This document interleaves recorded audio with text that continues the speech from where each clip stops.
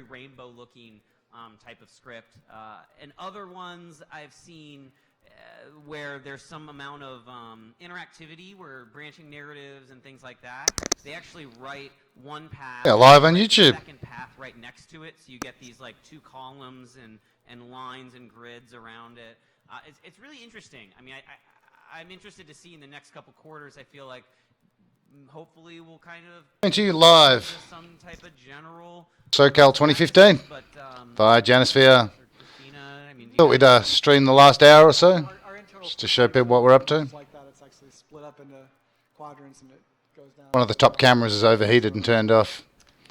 Bit of a disappointment. Previs things in 360 now, which is kind of interesting. We'll shoot different segments of things, put them together, and then try to piece things together in a much more live action kind of way. Actually, a motion control studio, actually a motion capture studio that we have built that we can kind of like actually act out things and strategize how to do things versus a lot of, it's one thing to write it, but I think it would be just super awesome if somebody would put the stinking YouTube up on that screen. if you're the person and someone talks to you and you talk back to them, that's different. That's not something that you convey with a script. So-and-so says to you, well, if you're reading that, it's very different than someone looks you in the eyes and delivers a line to your face. So it's a very different strategy for how interactive and how you're placed in the script. I think is what you're saying about how all the movies that we're designing and writing are completely told from the first person, but who you are and how you interact with those people is more imperative than what people are saying on the ancillary, if that makes sense.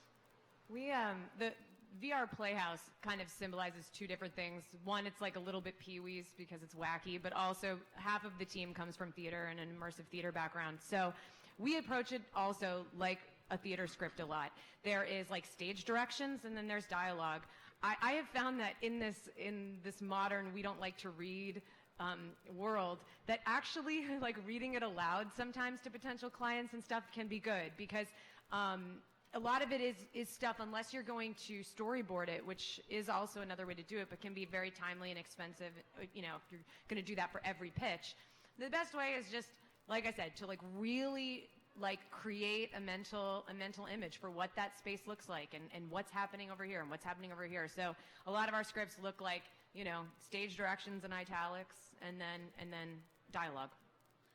Cool. We got a few minutes left to open the floor for questions.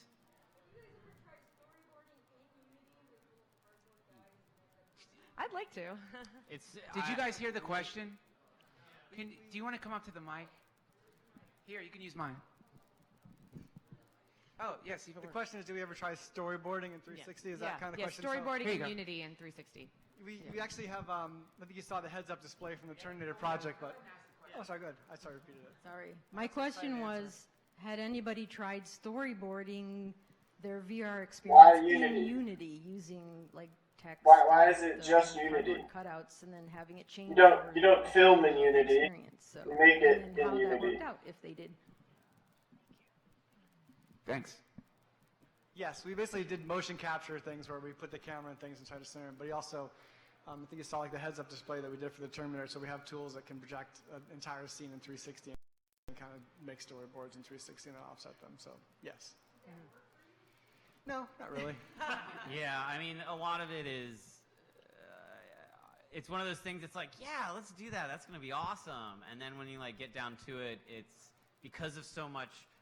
With all the productions we do at Weaver, we do a lot of test shooting, right? Because we don't want to go into production not knowing we can get something done. So typically we kind of figure things out in the test shooting process. And frankly, doing storyboarding for 360, bringing it into Unity, rendering it out, looking at it, that's a lot of work. Like, it's a lot. So it's a lot of work, isn't it? You know, might consider that, but most of the stuff we've been doing, it just doesn't make sense. You know, I did diagrams where I literally just, for the mission and even the music video, I just do these like rudimentary, not even bothering the computer, even though we can model stuff and everything at the studio. I'll just draw a blueprint. It's not to scale or anything. Sometimes it's to scale if it's on a set we've built, but it's like camera here, actors here, this, and I just do it like almost like a lighting plan. If you've ever seen a cinematographer's lighting plan, it's very similar to that. Anyone watching on YouTube wondering why the top camera's gone? It's overheated apparently. So that's why it says no signal at the top of the sphere.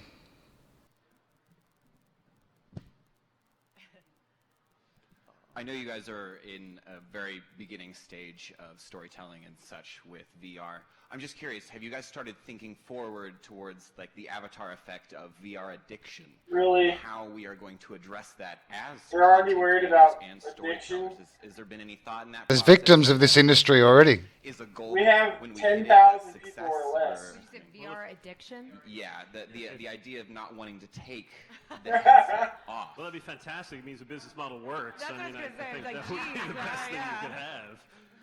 Lol. Yeah, I mean, it happens with every medium. It's not a concern of mine, really. I mean, we're pretty again, far it's from good it, and yeah. ill, right? I mean, that's what's going to happen if this is truly a new medium. Your question?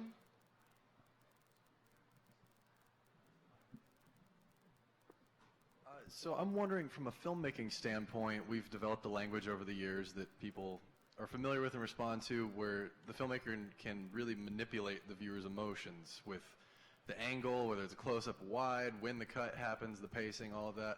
And a lot of that film language doesn't translate one-to-one in VR. So how do you effectively, I mean, it's a cynical word to use for it, but manipulate your viewer's emotions in the same way that you would, or in maybe a new way that you would in filmmaking? The actors primarily. I mean, it's the level of actor has to come up. They have to really be able to, because you're watching their emotion and experience. But absolutely, the pacing and everything changes. Now, if you need somebody to look somewhere, maybe that action starts to move to the direction you want to look at. You don't, as a director, you really have it's a whole different language. Similar in some but in some cases, but in terms of the emotion, it's really getting something. The one thing that VR does provide you, where it kind of has leaps and bounds over watching a flat screen, is you're in the room or in the experience. So the immediate connection you have is that you are now in the room. If there's an interrogation happening, you're there. Maybe you're the one being interrogated, or you're in the room when it's happening. So the emotion is instant because you're now like you're there.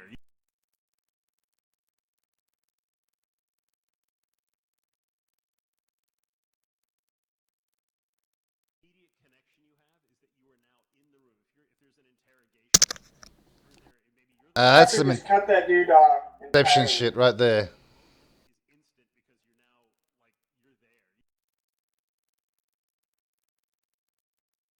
Yep. Cut across the streams.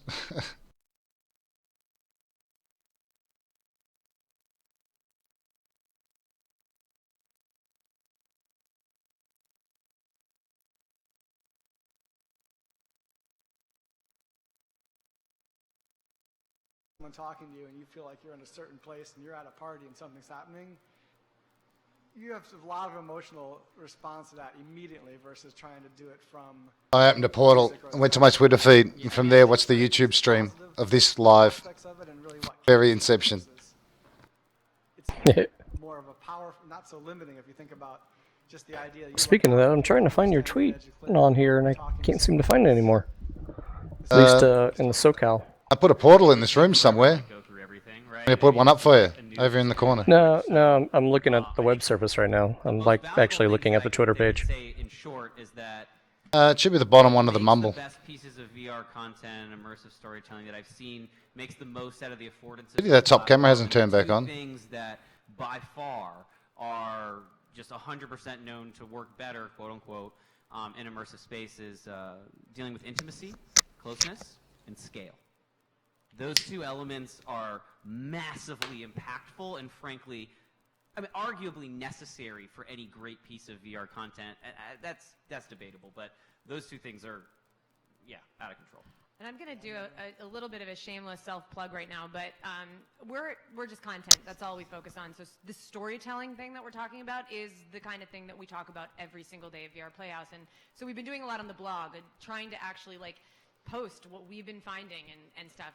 And I think that a really fun application for transitioning in VR is playing with realities, moving from one reality to another reality, imagined realities, memories. Like it's a very VR specific way to Oh, cool. Yeah. and it also So allows you a Ray way to transition, which on is Twitter what 5 minutes ago said, "Hey, can you put it on the back screen?" when people Awesome. are discussing telling stories in VR. So Ben knows Weaver has been awesome enough to partner with us on a series which is called First Person. Yeah, but and we're playing with like flashbacks, and I think that's kind of an interesting way to tell a story, and we're hoping to sort of experiment with each episode as to pushing that envelope. But yeah, I think reality, and also I totally agree with what you were saying. Like my first answer when he asked the question was like, "Well, get creative. Like if you can't do it the way they did it, let's figure out how to do it differently." Great, thank you. Guys, we got to wrap it up. Everybody, please give a round of applause for our esteemed panelists here. Thank you so much. Thank What? Pause for you guys. Yeah, the second he said it, which is unusual. Everyone got on their phone. I don't know. Anybody's touched the box. Like that dude got up and kicked something, maybe?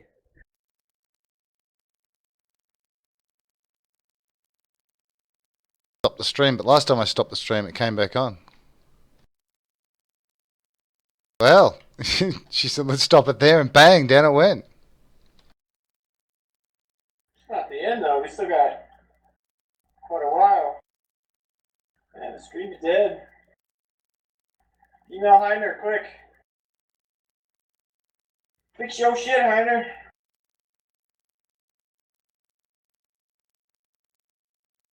Well, while we're live, we can go for a quick cruise around the room.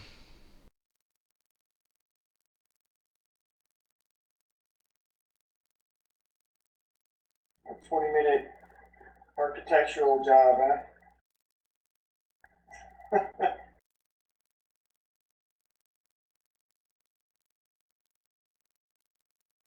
Can they hear me or no? Oh, they can hear you. Yeah. Come on, people, step your game up. This ain't that hard. I'll fly over to the Earth. Don't be scared. Why is it that we're the only ones doing this? Content wouldn't go astray, would it? For live streams. Oh, just mean, yeah, I'm just saying other programs, like, it's not that hard. You know, kind of, I don't know.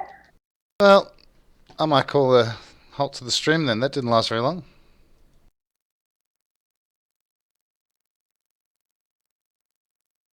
Well, thanks for watching.